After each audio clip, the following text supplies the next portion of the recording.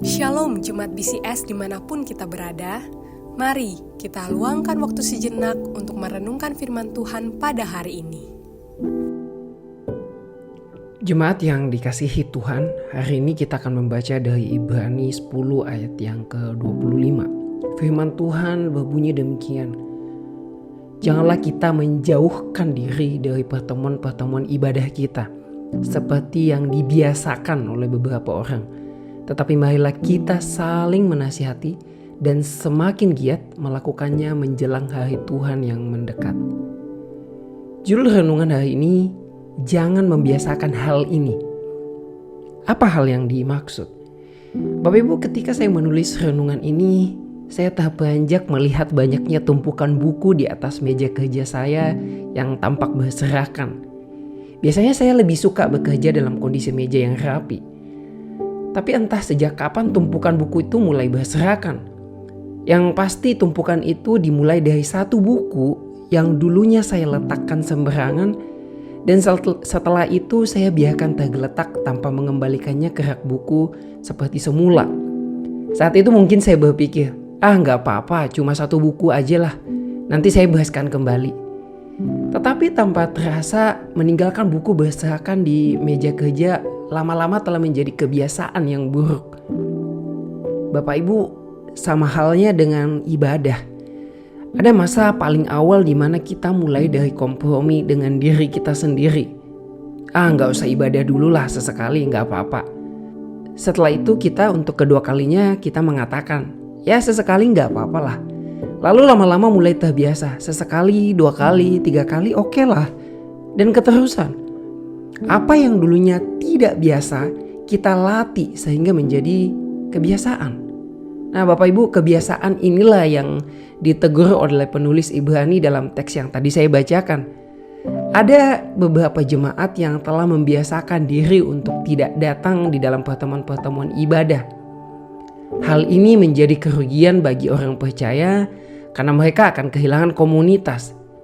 Tidak ada sesama orang percaya yang akan menasihati mereka. Tidak ada yang memperhatikan kerohanian mereka. Dan tidak akan ada yang mendorong mereka di dalam pelayanan kasih. Dan jika dibiarkan terlalu lama, akan seperti kayu dalam tumpukan api yang jika salah satu kayu dipisahkan keluar, lama-lama akan redup sendiri dengan lebih cepat dan akhirnya padam. Bapak Ibu, jika demikian, lantas bagaimana kita dapat menghindari kebiasaan menjauhi pertemuan ibadah dengan sesama orang percaya? Di ayat sebelumnya, yaitu ayat 19 sampai ayat yang ke-21, penulis Ibrani memberikan kita suatu cara pandang yang berbeda terhadap ibadah. Bagi penulis Ibrani, ibadah adalah suatu privilege, kesempatan, hadiah, atau pemberian khusus yang diberikan hanya kepada orang percaya.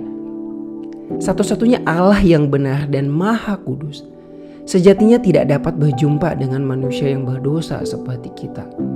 Tetapi oleh karena karya Tuhan Yesus, kita dibukakan jalan untuk dapat berjumpa dengannya setiap saat. Kita manusia yang berdosa dimungkinkan untuk datang mendekat sedekat-dekatnya dengan Allah yang maha kudus, sambil kita juga dikuduskan olehnya. Maka Bapak Ibu, hari ini marilah kita tetapkan dalam hati kita bahwa pertemuan ibadah adalah suatu prioritas utama yang tidak boleh kita abaikan. Kita beribadah setiap hari, ya, tetapi kita juga harus terlibat di dalam pertemuan dengan komunitas orang percaya lainnya. Nah, semoga kita dalam hari-hari ke depan belajar untuk membiasakan diri, bukan menjauhkan diri dari ibadah, tetapi justru semakin memiliki gairah di dalam bertemu dengan orang-orang percaya yang lainnya. Mari kita berdoa. Bapa di surga, bantu dan tolonglah kami untuk terus melihat pertemuan ibadah sebagai sesuatu yang indah dan kami nanti-nantikan. Biarlah dalam pertemuan ibadah kami boleh saling memperhatikan, menguatkan, dan saling mengasihi satu dengan yang lainnya. Biarlah kami semakin dekat dengan Dikau, ya Allah yang Maha Kudus. Di dalam nama Tuhan Yesus kami berdoa. Amin. Demikian renungan harian kita pada hari ini.